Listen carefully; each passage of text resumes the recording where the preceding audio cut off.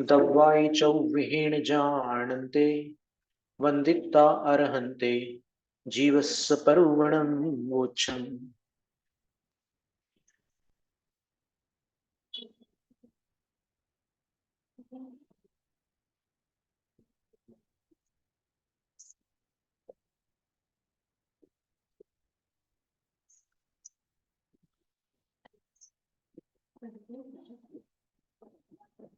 क्षयिक सम्यक, वेदक सम्यक और उपशम सम्यक, इन तीनों की विशेषता बतलाई थी। क्षयिक सम्यक की विशेषता ये थी, दर्शन मोह की प्रकृतियों का क्षय होने पर 7 प्रकृतियों के विनाश से वह अत्यंत निर्मल श्रद्धान होता है, नित्य होता है, कर्म क्षय में हेतुभूत होता है, वचनों से, हेतुओं से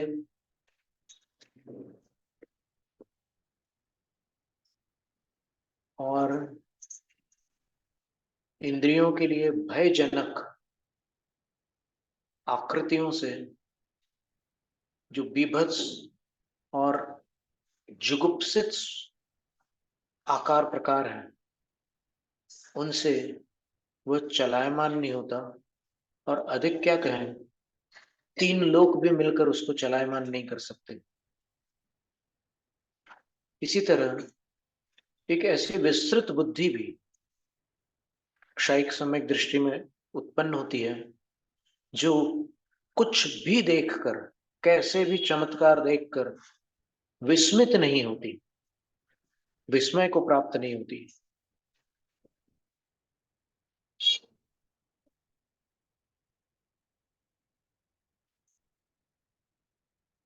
अक्षोभ्य होता है क्षयिक सम्यक।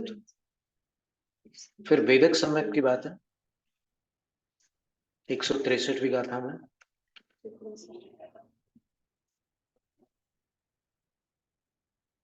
वेदक सम्यक से उत्पन्न होने वाली बुद्धि शुभानुबंधी होती है, शुभ से संपर्क कराती है।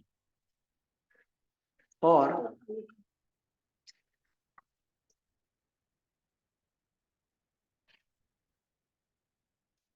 वेदक सम्यक दृष्टि को पवित्र क्रियाओं में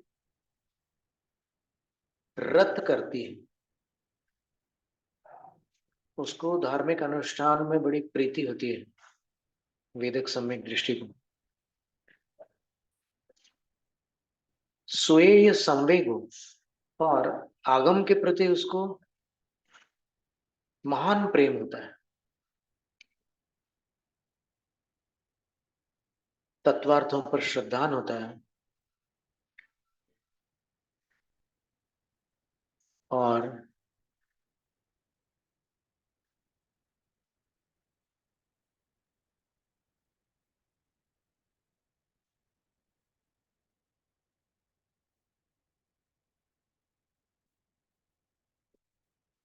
प्रिय धर्म में भी उसको अनुराग होता है।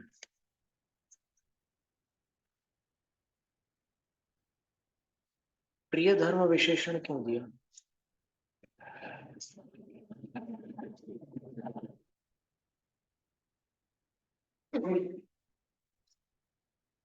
यानी जिन प्रणीत धर्म उसको प्रिय है और उस प्रिय धर्म के प्रति उसका तीव्र अनुराग है, और संसार के प्रति तीव्र निवेदो, तीव्र निर्वेद होता है। इन गुणों को आगे लेकर इस प्रकार जितने भी अन्य गुण हैं, वे सब वेदक सम्यक जीव के प्रकट होते हैं।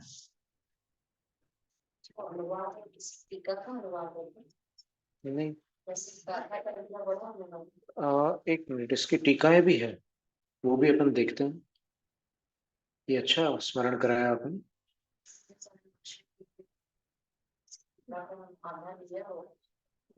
हो सकता है,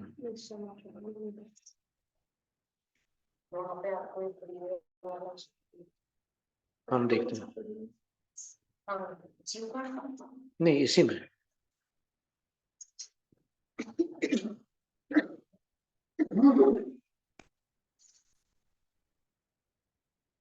इसमें हमने क्या था कि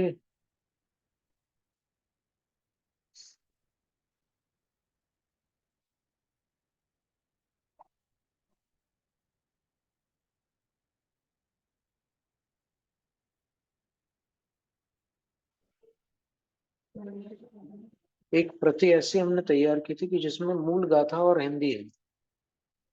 अब इसमें और भी पीछे कुछ वो दिए हुए हैं, एक प्रकार से परिशिष्ट जैसे, जिसमें हर गाथा की प्राकृत टीका है।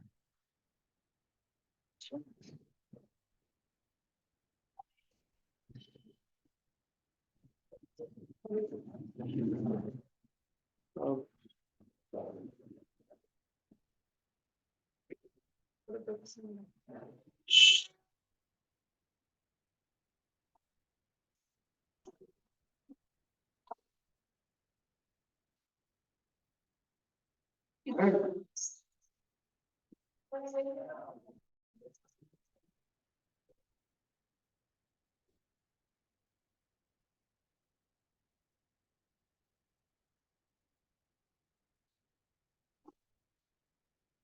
पाई वित्ति सहयोग श्री पंच संगो है क्या आपके पास ये वाली प्रति?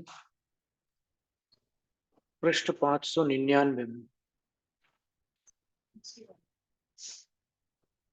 लेकिन इसमें ये संस्कृत में है मूल में नहीं। नहीं है तो प्राकृत में ही।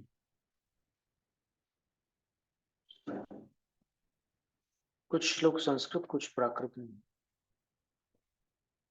तो इसमें तो फिर ढूंढना मुश्किल पड़ेगा जो गाथा अपन ढूंढना चाह रहे हैं। देखो 507 गाथा है कुल प्राकृत में। और ये जो पाई वित्ति सहयोग श्री पंच संगो हो, ये जो ग्रंथ है ये अलग से है यहाँ पर। तो इसमें मंगलाचरण भी अलग दिखा रहे हैं। 599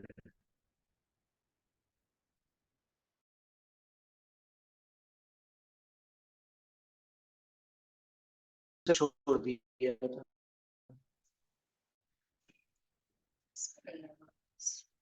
ये वाला नहीं है।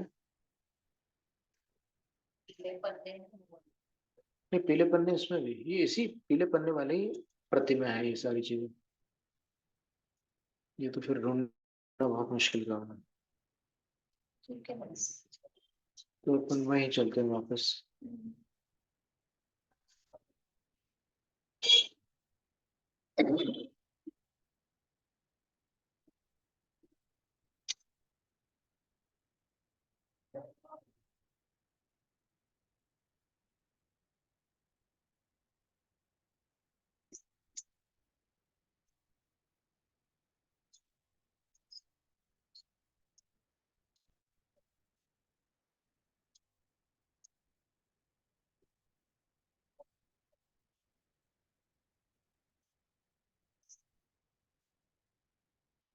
कुल गाथाएं 507 है इस ग्रंथ की।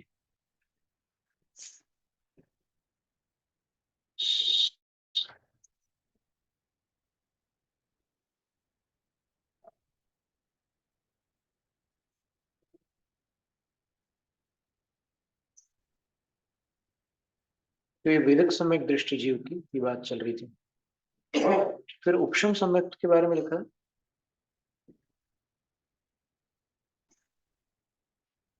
कि सत्यार्थ देव में अनन्य भक्ति भाव होता है। उपशम सम्यक दृष्टि की विषयों के प्रति विराग रहता है।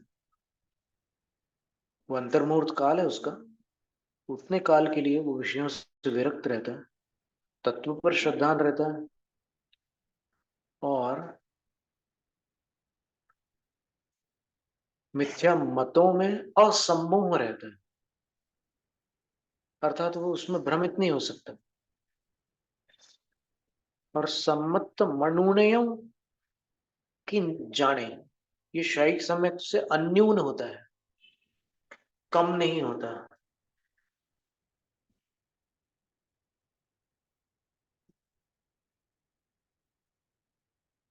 दर्शन मोह के उदय का उपशम हो जाने पर सत्य भाव का श्रद्धान होता है।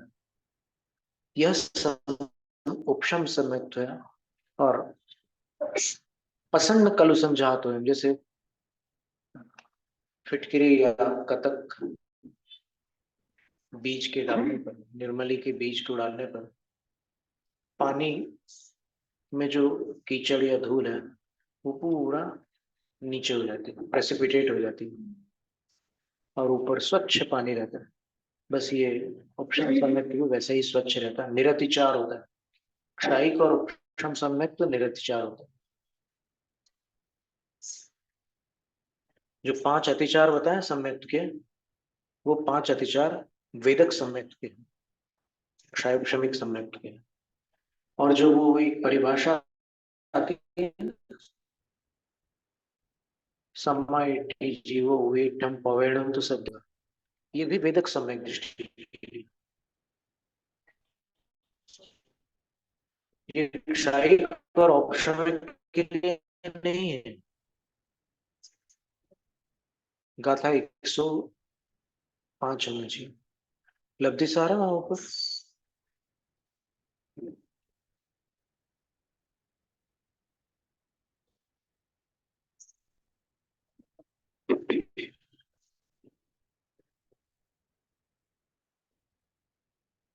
नीचे।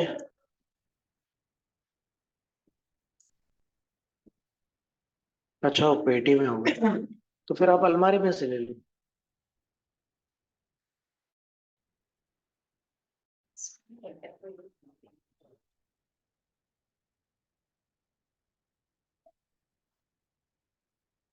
नहीं तो हमने जो नोट्स बनाया उसमें से पढ़ते हैं।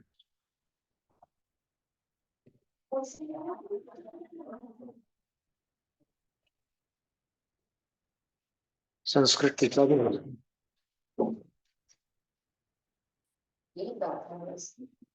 नहीं, गाथा थोड़ी सी भिन्न है।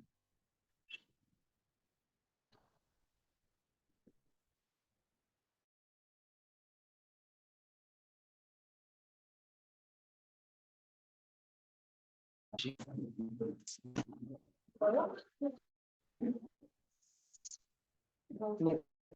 पहले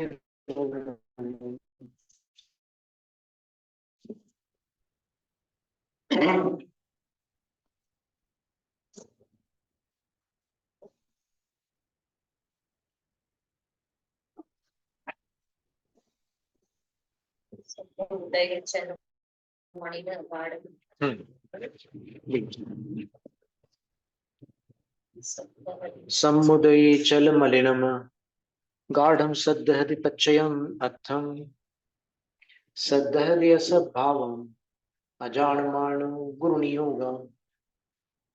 सम्यक प्रकृति के उदय में चल मलिन और अगाढ़ रूप से वो तत्व सहित अर्थ का श्रद्धान करता है। तत्वार्थ का श्रद्धान चल मलिन अगाढ़ रूप होता है उसका।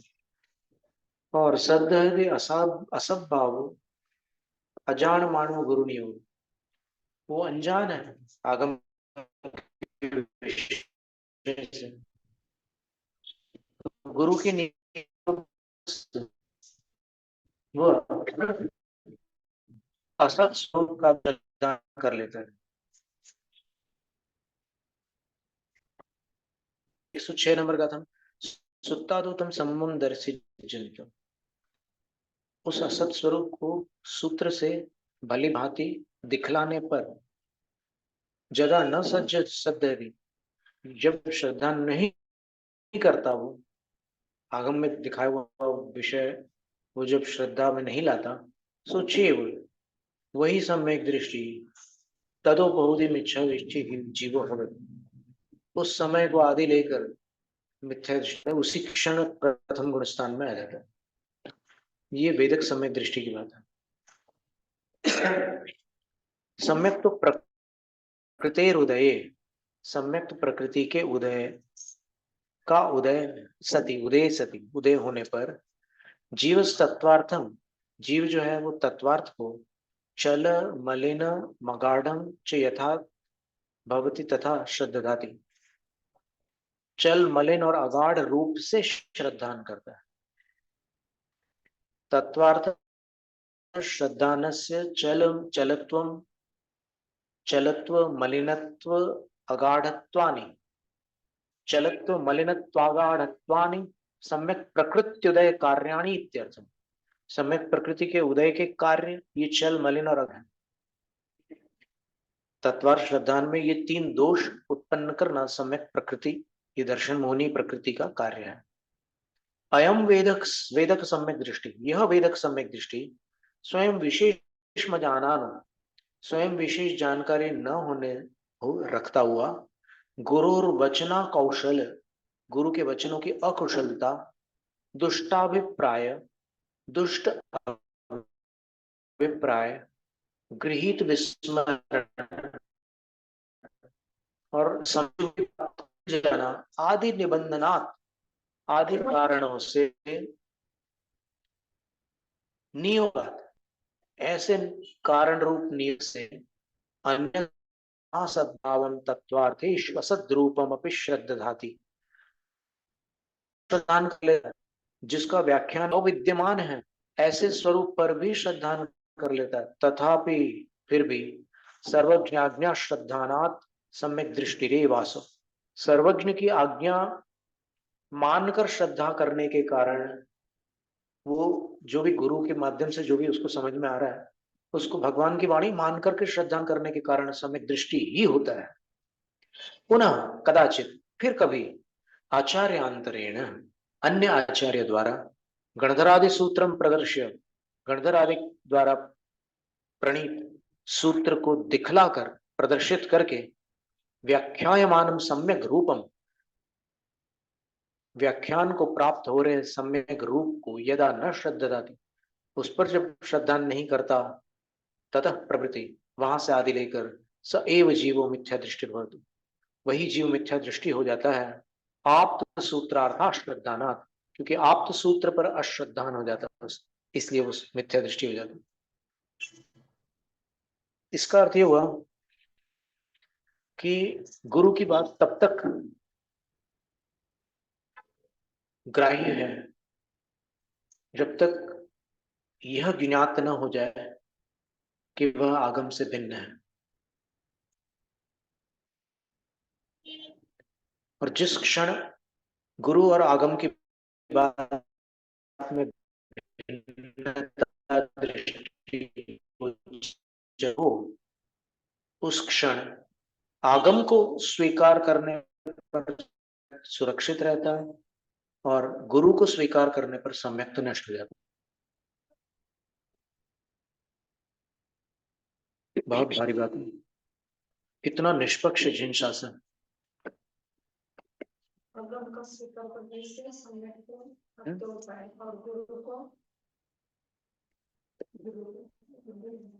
पूरा पूरा प्रकरण समझ लो आप, एक वाक्य को मत आप वो करो, सुविचार समझकर मत लिख लो। पूरा प्रकरण ये है कि जब उस वेदक सम्यक दृष्टि को ये ज्ञात होता है, जब तक ज्ञान नहीं था, जब तक ये मान रहा था कि गुरु के वचन आगम के ही वचन है, तब तक वो सम्यक दृष्टि था। और जिस क्षण उसको ये ज्ञान होता है कि गुरु के वचन और आगम के वचन भिन्न है, और तब यदि वो गुरु के वचनों का आग्रह करता है, आगम को स्वीकार नहीं करता, तत्काल मिथ्यात्व में चला जाता है। तो उस समय कर्तव्य क्या बनता है? इसको पढ़कर अपन को क्या शिक्षा मिलती? यही शिक्षा मिलती है कि जब गुरु और आगम के वचनों में भेद हो तो आगम के वचन को स्वीकार कर लेना और गुरु के वचन को उस समय उसकी जो श्रद्धा है उसको छोड़ देना, सीधा सा हिसाब।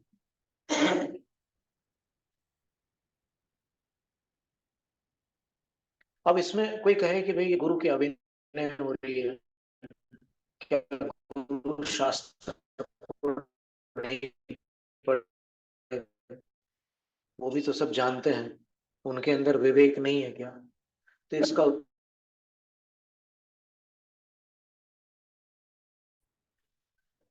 और चूक हर मनुष्य से होती है,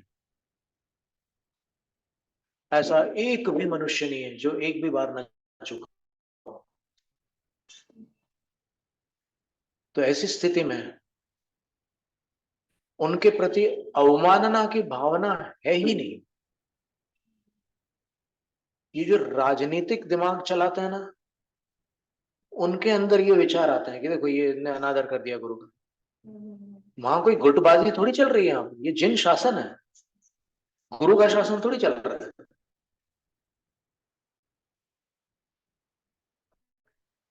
यहाँ पर जिनेन्द्र ने जो कहा है उसको स्वीकार करना है, और गुरु को भी पता चलेगा तो उनको भी स्वीकार करना होगा वो, कि मैंने जो बताया था। या तो फिर वो ये बताएंगे कि मैंने ऐसा नहीं बताया था, तुमने ऐसा समझ लिया है।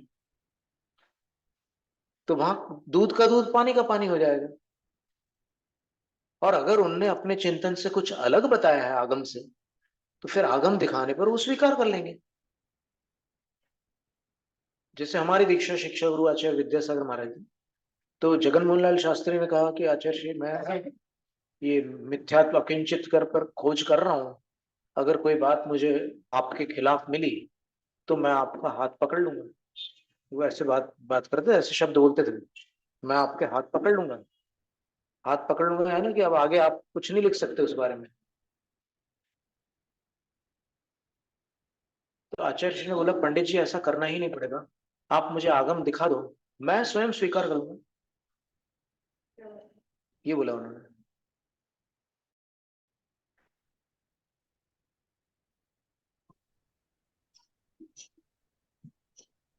बस यही है कि बस आचार्य जी के साथ हर कोई चर्चा नहीं कर सकता। सही। एक तो जिसको समय मिलता था वही वहां जा सकता था, और दूसरी बात, वो अगर अनुमति दे तभी चर्चा कर सकते थे। तो थोड़ा दुष्कर कार्य था, इसलिए ठीक है, वो तो समय चला गया। चेतना के ऊपर हमने चर्चा कर ली आखिरी में। हमारी जो अंतिम मुलाकात हुई आचार्य से, उस समय हमने चेतना को लेकर के चर्चा की। उनके सामने हमने 4-5 ग्रंथ रखे, और उसका परिणाम सकारात्मक चेतना होती है, उसको उन्होंने दूसरे ही स्वाध्याय सत्र में परिमार्जित कर लिया। परिमार्जित शब्द बोलने से हो सकता है किसी को अभिनय प्रतीत हो, लेकिन ऐसा नहीं है। उन्होंने बदल दिया, अपने वचनों को उन्होंने परिवर्तित किया, और उन्होंने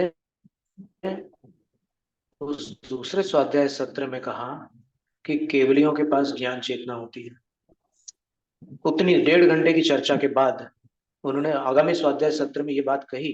इसकी रिकॉर्डिंग भी मिल सकती है अगर उन लोगों ने की होगी तो फिर वो मुनि निर्णय सागर महाराज ने कहा कि आचार्य श्री पाणित्यम अधिकंता। अरे मैं जानता हूँ बोले पाणित्यम अधिकंता। मतलब उनने ही बोला कि क्या अरहंत पाणित्यम अधिकंता नहीं है क्या? अरहंत के पास है क्या? तो मतलब ये हुआ कि उन्होंने पाणित्यम अधिकंता को अरहंत में घटित किया। ये एक अभूतपूर्व बात हुई कि नहीं? पहले वो सिद्धों में ही पाणित्यम अधिकंता लगा रहे थे,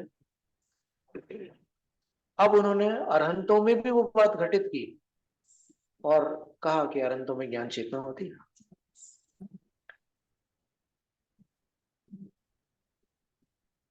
तो ऐसा था, मतलब कई बार आचार्य चेंज करते थे, बस वो अवसर बहुत मुश्किल था, वहां पर थोड़ा कठिन पड़ता था। समय अच्छा, मिलना कुछ लोगों को चाहिए। बहुत आसानी से मिल जाते थे उनके साथ चर्चा करने। वो कुछ उस प्रकार की प्रकृति के लोग थे कि वो जाकर के बात कर ही आते थे उनसे, और कुछ लोगों के लिए बहुत मुश्किल होता था। समय मिलना चाहिए, अनुमति मिलनी चाहिए, और जो व्यक्ति चर्चा करना चाहता है वह उतना पहुंच का चाहिए। बिल्कुल जी। और देखो, अगर किसी ने अध्ययन ठीक से नहीं किया और वो उनसे चर्चा करने जाए, तो आचार्य श्री उनसे बोलते थे कि पहले पढ़ के आओ तुम, बिना पढ़े यहाँ बात मत करो बोले। एकदम क्लियर था वो कि अभी पढ़ो बोले, ऐसा बोलते थे। तो बिल्कुल ठीक बात है कि आप बिना पढ़े सिर्फ बात करने के लिए उनके पास पहुंच रहे हो क्या? कोई निर्णय करना है तो आपको भी उसमें प्रवेश होना चाहिए, उसमें उस विषय में, फिर वो बात करेंगे।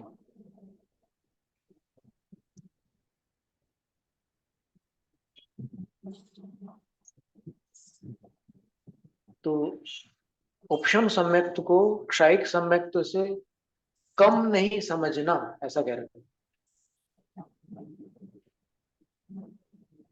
दर्शन मोह का उदय उपशांत हो जाता है तब सत्य भावों पर श्रद्धान होता है। यह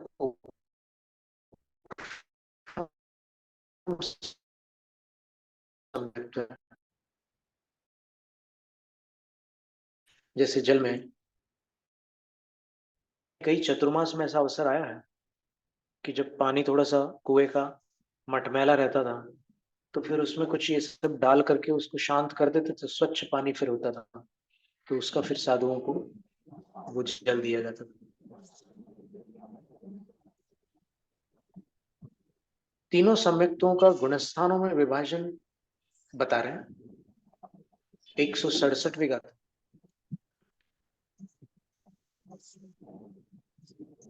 खायम संजय आयुषु वेदय सम्मतमपमतन्ते ओसम सम्मतम पुण्य ओ संतन्ते सुनायवम। क्षयिक सम्यक्त असंयत आदिक सब में होता है, यानी चौथे से लेकर सिद्धों तक क्षयिक सम्यक्त होता है। वेदक सम्यक्त अप्रमत्तांत गुणस्थान तक होता है, यानी चौथे से 7वें तक। ओसम सम्मतम गुण ओसन तंते सुनाय गुण। उपशम सम्यक्त को उपशांत कषाय गुणस्थान पर्यंत जानना, क्योंकि 12वें गुणस्थान में तो बिना क्षयिक के जा ही नहीं सकते। 11वें तक, चौथे से 11वें तक उपशम सम्यक्त होता है। उसको उपशांत कषाय और उपशांत मोह दोनों नाम है 11वें गुणस्थान। पूरा नाम अगर सर्व इसमें से देखें धवला से, तो उपशांत मोह वीतराग छद्मस, वीतराग छद्मस शुद्धि संयत, ये पूरा नाम है। उपशांत मोह वीतराग छद्मस्थ शुद्धि संयत, इतना लंबा नाम है, लिखना हो जिनको लिखना। और 12वें गुणस्थान का नाम क्षीण हो छद्मस्थ वीतराग या वीतराग छद्मस्थ शुद्धि संयत।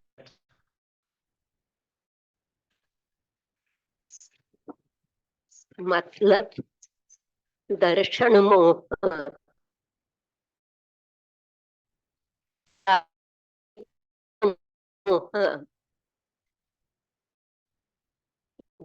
ज्ञानावर, दर्शनावर सब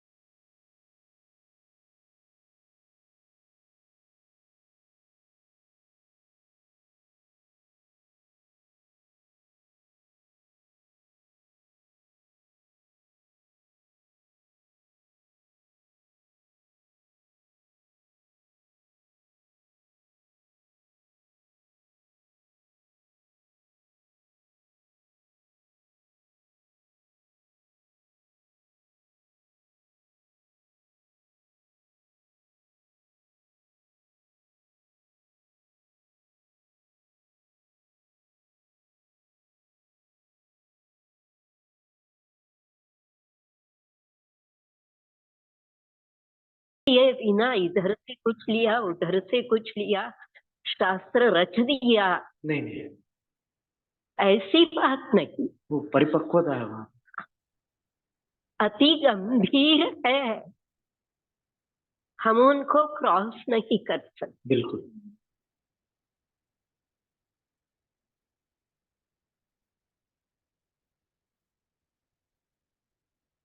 साधन सम्यक्त्व का स्वरूप नयमिच्छतम पत्तो सम्मत्तादो यजोहु पढ़ियो सुशासनोत्तीर्णेयो साध्य परिणामियो भाव।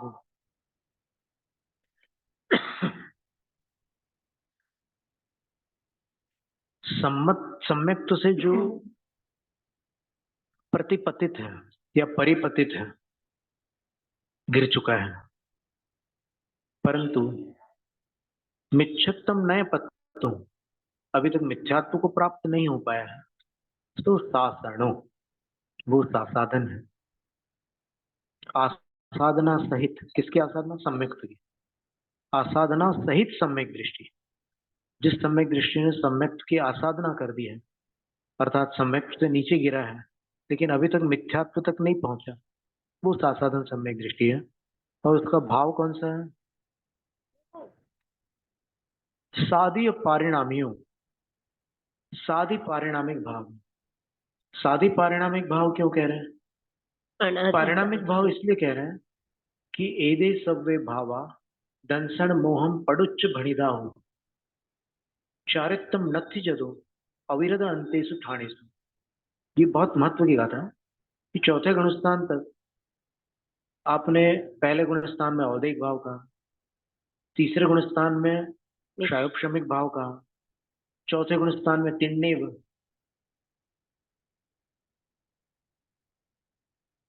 पढ़ में खलु उदयो विधीय गुण पारिणामियो भाव तिदीय तदीय खौव समियो अविरध सम्मम्य तिन्नेव। पहले गुणस्थान में औदैहिक भाव मिथ्यात्व के उदय से हो रहा है, दूसरे गुणस्थान में पारिणामिक भाव, तीसरे गुणस्थान में वो जात्यंतर सर्वघाती होने के कारण उसको क्षायोपशमिक कह दिए, और चौथे गुणस्थान में तीनों भाव औपशमिक, क्षायिक, क्षायोपशमिक। तो पारिणामिक भाव कहां से आ गया दूसरे गुणस्थान में? जबकि पारिणामिक भाव तो जीवत्व, भव्यत्व और अभव्यत्व बताए गए हैं। लेकिन कोई बात नहीं, चिंता मत करो। जो भाव कर्म निरपेक्ष होता है उसको पारिणामिक कहते हैं। और एदे सव्य भावा, ये जो भाव अर्थात चार गुणस्थान है, यहाँ भाव शब्द का अर्थ गुणस्थान, एदे सव्य भाव, ये सारे के सारे गुणस्थान दंसन मोहम पडुच्च भणिदाऊ, नियमतः दर्शन मोह कर्म की अपेक्षा से कहे गए हैं। तो उस कर्म से जो निरपेक्ष गुणस्थान है वो पारिणामिक हुआ कि नहीं? हाँ, उतनी अपेक्षा रखकर परिणामी। बिल्कुल। बाकी कर्मों की बात नहीं चल रही, अभी गुणस्थानों में दूसरे गुणस्थान की बात चल रही कि वो गुणस्थान दर्शन मोह कर्म से निरपेक्ष, यानी उसमें एक भी दर्शन मोह की प्रकृति का उदय नहीं है, इसलिए वो पारिणामिक भाव है।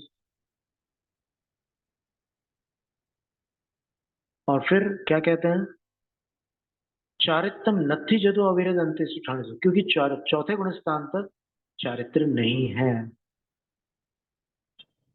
कितना स्पष्ट कथन है, ये सिद्धांत का कथन है कि चौथे गुणस्थान तक चारित्र नहीं है। और इसकी पुष्टि आप देखिएगा तत्वार्थ वार्तिक ग्रंथ में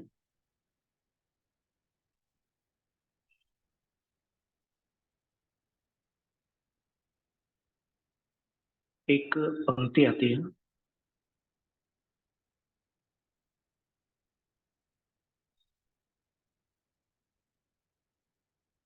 तीसरे अध्याय में,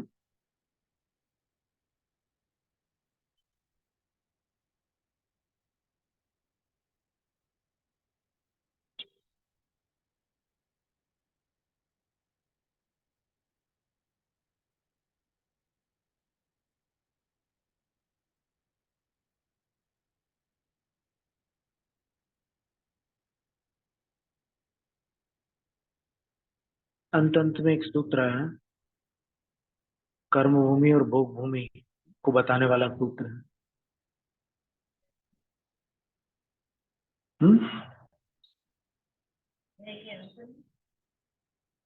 तीसरे अध्याय में एक सूत्र है, भरतैरावत विदेहा कर्म भूमयो न्यत्र देव कुरुत्तर कुरुभ्य। 36 में आर्याम्लेच्छास्य है ना। हाँ ये है, कहा पुनः कर्म भूमि इति।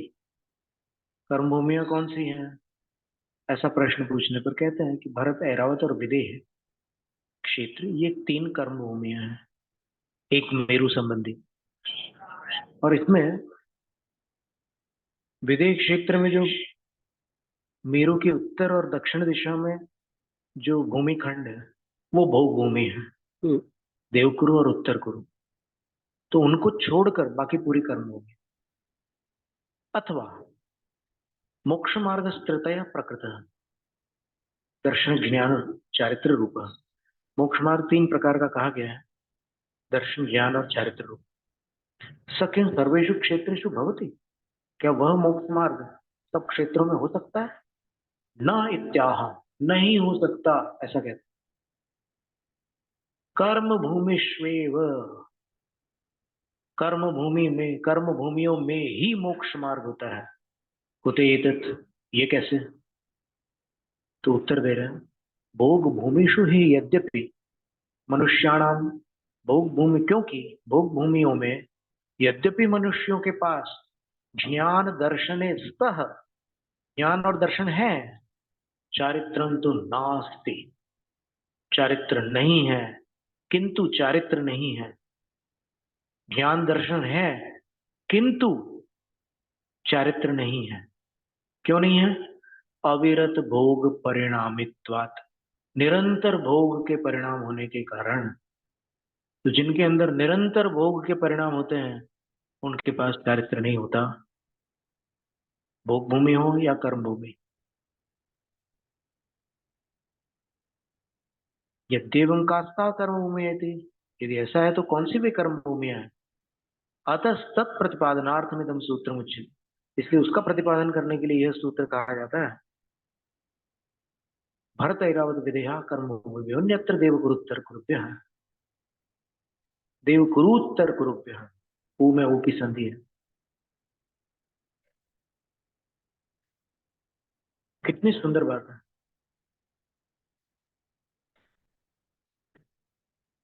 अकलंक देव का राजवार्तिक व्युत्पत्ति लब्ध अर्थों का खजाना। बिल्कुल। और जिसने राजवार्तिक नहीं पढ़ा उसका शास्त्र ज्ञान अपूर्ण है। महाराज, सच कहती हूँ, अजितमती माता जी के मेरे ऊपर सुमेरु पर्वत से भी ज्यादा परमाणुओं की गिनती अनंत उपकार है जो उन्होंने मुझे 80 से ज्यादा उम्र में राजवार्तिक जैसा ग्रंथ, क्या बात, अद्भुत। ऐसी मेमोरी ग्रंथ मेरे सामने एक ही प्रति होने के कारण मैं संस्कृत पढ़ती, हाथ में पुस्तक लिए बगैर माता जी अर्थ बता दी। मानो पूरा ग्रंथ उन्हें कंठस्थ ही। ठीक है ना, पूरा हृदयंगम होगा ना उनके। हमने जब राजवार्तिक पढ़ा था तो पंडित पन्नालाल साहित्याचार्य जी ने वाचना की थी उसकी। वो 83 साल के थे उस समय, लगभग 82 साल के थे। और बहुत कठिन भाषा है उसकी। 5वें अध्याय में तो इतनी कठिन है कि वो कोई बिरले ही जीव लगा सकते हैं उसको। बिल्कुल।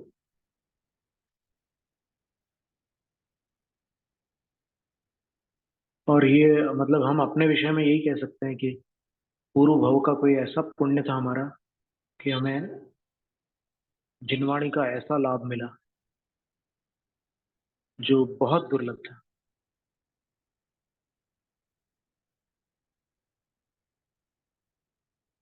और आपका तो कहना ही क्या है कि आपको तो आचार्य शांति सागर महाराज जी के साक्षात अंतेवासी गुराणी के रूप में मिल गई। अद्भुत बात है।